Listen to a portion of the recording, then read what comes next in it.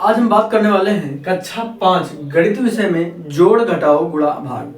बाकी ये चीजें कक्षा 4 में हम समझा चुके हैं, लेकिन फिर से एक बार इसका हम रिवीजन कर लेते हैं ताकि जो भी बच्चों को लग रहा है कि कठिन है या कुछ चीजें जो नहीं समझ में आएंगी वो क्लियर हो जाएंगी। बाकी कल हम अभाज्य संख्याओं की तरफ बढ़ेंगे। टेबल आप सबको आता होगा, टेबल में आपको कोई भी दिक्कत नहीं होगी। हम यहाँ पर संख्या पद्धति के आधार पर जो चीजें क्लियर किए थे वो चीजें आप पढ़ लीजिएगा। सम संख्या क्या है, विषम संख्या क्या है, भाज्य संख्या क्या है, अभाज्य संख्या क्या है, परिमेय संख्या क्या है, अपरिमेय संख्या क्या है, वास्तविक संख्याएं क्या है, पूर्ण संख्याएं क्या है, पूर्णांक क्या होते हैं। ये चीजें लगभग हमने कई बार रिपीट की हैं अपने चैनल पर। इसीलिए मैं कह रहा हूँ कि अगर चैनल पर नए हैं तो सब्सक्राइब करिएगा। बेसिक वाली जो भी चीजें हैं वो आपको अच्छे से समझा देंगे, ठीक है। तो ये चीजें स्पष्ट होंगी तब हम अभाज्य गुणनखंड करना सीख जाएंगे। उसके बाद लघुत्तम समापवर्तक और महत्तम समापवर्तक की लघुत्तम समापवर्तक और महत्तम समापवर्तक यानी एचसीएफ और एलसीएम की तरफ हम बढ़ेंगे। तो उन चीजों को वहां पे हम कवर करेंगे, अच्छे से समझेंगे। सभी प्रकार के जो भी प्रश्न होंगे एलसीएम और एचसीएफ से बन सकने वाले हम वहां पे बात करेंगे, और जो भी आपके सिलेबस के आधार पे होंगे, क्योंकि कक्षा 6 और 7 में भी एलसीएम और एचसीएफ है, 8 में भी और एचसीएफ और एलसीएम से संबंधित प्रश्न आपको मिलेंगे। तो वहां पे हम लासा और मासा को अच्छे से पढ़ेंगे, ठीक है। तो यहाँ पे हम जोड़ और घटाओ, गुणा और भाग इन सबको एक साथ सीखने वाले हैं। अच्छे से समझिएगा। चैनल पर नए हैं तो सब्सक्राइब जरूर करिएगा और कमेंट करिएगा। जो भी चीजें आपकी ना समझ में आए वो बताइएगा। वीडियो कैसा लग रहा है वो भी आप जरूर बताइएगा। देखिए, जो कक्षा 3 के बच्चे थे, कक्षा 4 के बच्चे और 3 के बच्चे स्पेशल अगर मैं बात करूं तो उनको मैंने डिटेल में बताया था कि अगर कोई संख्या यहाँ पे जो नहीं जोड़ना आ रहा है, क्योंकि इसमें ज्यादातर बच्चे ऐसे होते हैं जिनको जोड़ घटाव आता है अगर कक्षा 5 में है आप तो, लेकिन फिर भी कोई दिक्कत है तो देखिए जैसे 9 है, इसमें 9 जोड़ना है हमको। 2 तरीके हैं, आप चाहे तो कोई अलग अलग छोटी छोटी लकड़ी रख लीजिए, माचिस की तीलियां रख सकते हैं, उसमें मसाला लगा होता तो ध्यान से रखिएगा, या फिर उसकी जगह पर कोई अन्य लकड़ियां रख सकते हैं, या फिर ये सब बवाल ही छोड़ दीजिए। एक काम कर लीजिएगा, लाइन कर लीजिए 1 2 3 4 5 6 7 8 9, ठीक है। उसमें 9 जोड़ना है तो 9 लाइन और कर दीजिए, 1 2 3 4 5 6 7 8 9। उसके बाद कितना जोड़ना है, 3 जोड़ना है, 1 2 3। क्लियर हो गया। अब इन सबको काउंट कर लीजिए, हमारा जितना भी जोड़ है वो आ गया। जोड़ते समय पेन से करिएगा तो आराम से करिएगा, तो कई बार उंगलियां रखने में भूल जाते हैं कि यहाँ पर कितना गिना था, फिर से काउंट करना शुरू कर देते हैं। तो ऐसे करिएगा 1 2 3 4 5 6 7 8 9 10 11 12 13 14 15 16 17 18 19 20 21। कितना आ गया, 21 यानी 21। 9 और 9 को जोड़ेंगे 18 आएगा, 18 प्लस 3 कितना जोड़ेंगे 21 आएगा, ठीक है। तो ये चीजें हम आपको डायरेक्ट भी बता सकते थे, लेकिन जब ऐसे करके सीखेंगे तो अच्छे से समझ पाएंगे। तो यहाँ पर कितना लिखा हुआ है 21 का हम यहाँ पर 1 लिखेंगे। उसके बाद 2 जो है वो हमारा हो गया कैरी, तो कैरी में हम यहाँ पे 2 लिख देंगे। अभी शुरुआत में जब करिएगा नहीं आता तो लिख के करिएगा, बाद में आपको लिखने की आवश्यकता नहीं पड़ेगी। तो यहाँ पे 2 में 3 जोड़ दीजिए, 2 और 3 5 हो जाएगा। जैसे 2 हो गया, उसमें 3 जोड़ना है, 1 2 3, ठीक। उसके बाद 8 जोड़ना है, 1 2 3 4 5 6 7 8, ठीक। उसके बाद 6 जोड़ना है, 1 2 3 4 5 6। क्लियर हो गया। अब इसमें सभी को काउंट कर लीजिए, 1 2 3 4 5 6 7 8 9 10 11 12 13 14 15 16 17 18 19। तो 19 हमारा कैसे लिखा जाता है, 19 का 9 लिखेंगे यहाँ पे, और 1 जो है कैरी हो जाएगा, तो 1 यहाँ पे जोड़ेगा। अब हम आगे नहीं लिख रहे हैं, बार बार आगे बता रहे हैं। 9 में वो 6 में 1 जुड़ेगा, 7 और 3 कितना हो जाएगा 10, 7। उसके बाद 8 9 10, 3 जोड़े 10 हो गया, और 2 और जोड़ दीजिए 10 11 12। 12 का 2 लिखेंगे, 12 आएगा, 12 का 2 लिखेंगे, 1 कैरी आएगा, यहाँ हो जाएगा 6 और 6 12 आ जाएगा, 12 और 6 18 आ जाएगा, और 18 यहाँ पर पूरा लिखेंगे क्योंकि आगे कोई भी अंक नहीं है। क्लियर हो गया। तो इस तरीके से जोड़ का कोई भी सवाल आपसे दिया जाए कर सकते हैं। अच्छा, एक डाउट ये आता है, जैसे यहाँ पे लिखा हुआ है 2 6 3 प्लस 1 3 6, ठीक है, ये लिखा हुआ है। तो बच्चे कई बार कंफ्यूज हो जाते हैं, हमको ये कैसे जोड़ना है। तो इनको 2 तरीके से जोड़ सकते हैं, इकाई का इकाई के साथ जोड़िएगा, दहाई का दहाई के साथ, और जो सैकड़ा है सैकड़ा का सैकड़े के साथ जोड़ दीजिएगा। या फिर दिक्कत आ रही है तो पूरा संख्या लिख लीजिएगा, 263 और 6 3 और 1। अब जोड़ दीजिए 9 9 29, ये हो जाएगा 399। तो इस तरीके से भी जोड़ सकते हैं हम, लिखकर स्तंभ के रूप में लिखकर भी इसको जोड़ सकते हैं। या फिर जब जोड़िएगा ऐसे तो इकाई से इकाई को, दहाई से दहाई को, सैकड़ा से सैकड़ा को जोड़ दीजिएगा, तब भी हो जाएगा। क्लियर हो गया? अब तो कोई डाउट नहीं है। तो इस तरीके की, अच्छा हम आगे जो है कल बात कर लेंगे शाब्दिक प्रश्नों की। जोड़ घटाओ गुणा भाग के अलग अलग वीडियो बना के हम शाब्दिक प्रश्नों को समझा देंगे, तो वो जो क्लियर होंगे, जो डाउट रहेंगे वो क्लियर हो जाएंगे। ठीक है, अब हम घटाओ की बात कर लेते हैं।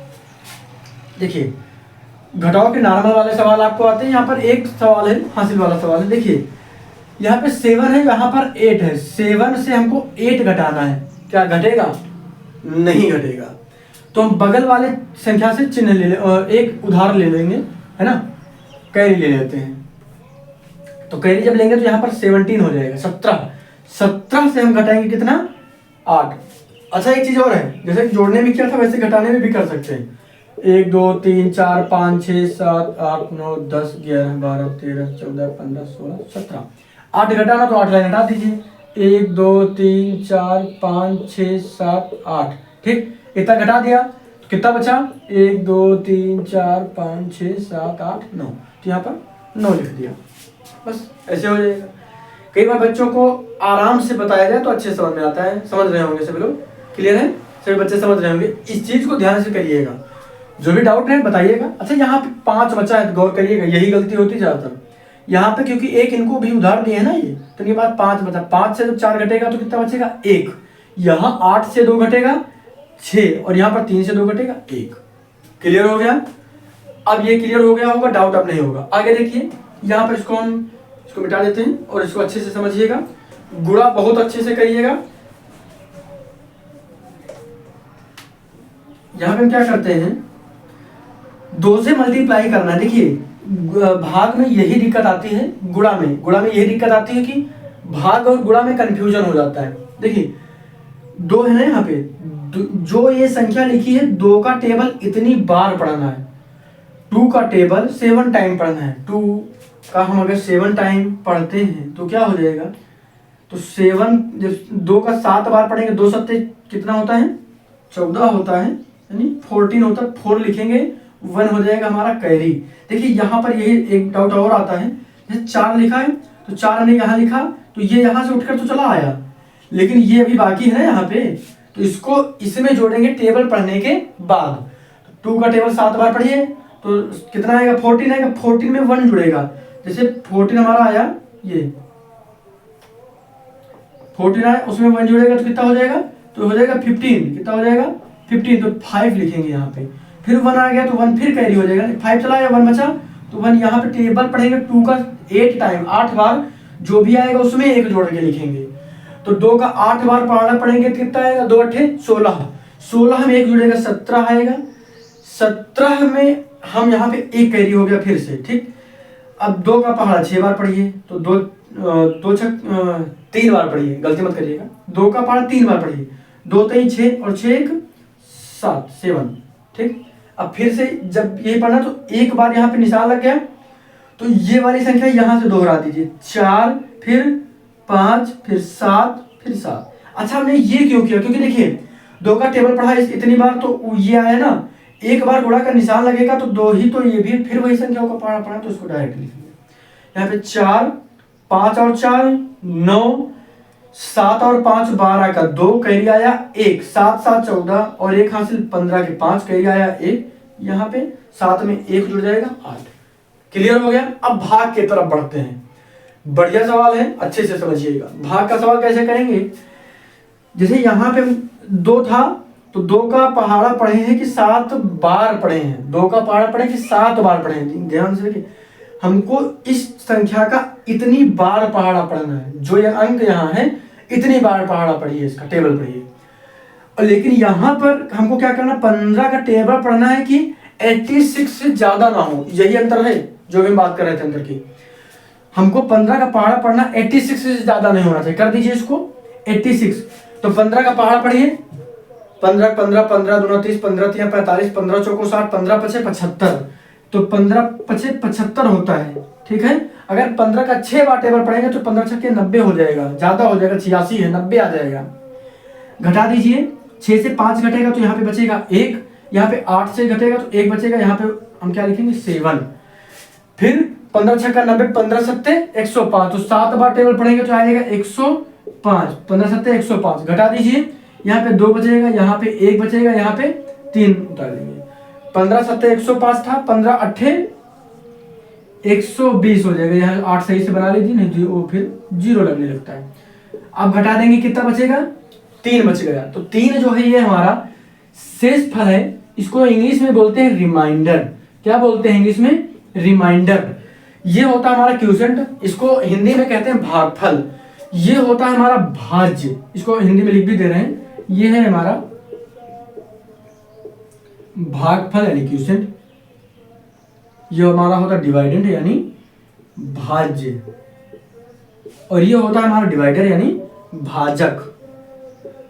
एक चीज समझिएगा, भाजक वह संख्या होती है जिससे भाज्य को भाग दिया जाता है, भाग किया जाता है, डिवाइड किया जाता है। भागफल क्या होता है? भाजक से भाज्य को भाग करने के बाद जो उत्तर प्राप्त होता है भागफल होता है, जो बचता है वो शेषफल होता है, रिमाइंडर इसको इंग्लिश में। क्लियर हो गया? तो ये था हमारा कॉन्सेप्ट पूरा वीडियो। उम्मीद करता हूँ आपको समझ में आया होगा। बहुत आसान है, चीजों को हम इस बार छोटी छोटी चीजों को बार बार रिपीट कर रहे हैं कि आपकी समझ में अच्छे से आ जाए। कल हम बात करेंगे इनमें शाब्दिक प्रश्नों की। जैसे कोई किसान है, वो अपना जो गेहूं है वो बेचते हैं, उसके बाद चावल बेचते हैं इतने रुपए में, और इतने रुपए में उसको हम टोटल कितना हुआ, कितना यानी कितना बेचे, कितने रुपए का हुआ, ये सारी चीजें हम सीखेंगे। जैसे बाजार जाते हैं, हम बाजार गए, 5 किलो आलू खरीदा, 10 किलो सेब खरीदा, कुछ भी खरीदा, तो उनको कैसे लिखेंगे, ठीक है, ये कैसे जोड़ेंगे, तो ये चीजें होती हैं, उनमें हम सीख जाएंगे। तो उम्मीद करता हूँ ये चीजें समझ में आ रही हैं। चैनल पर नए हैं तो सब्सक्राइब जरूर करिएगा। धन्यवाद।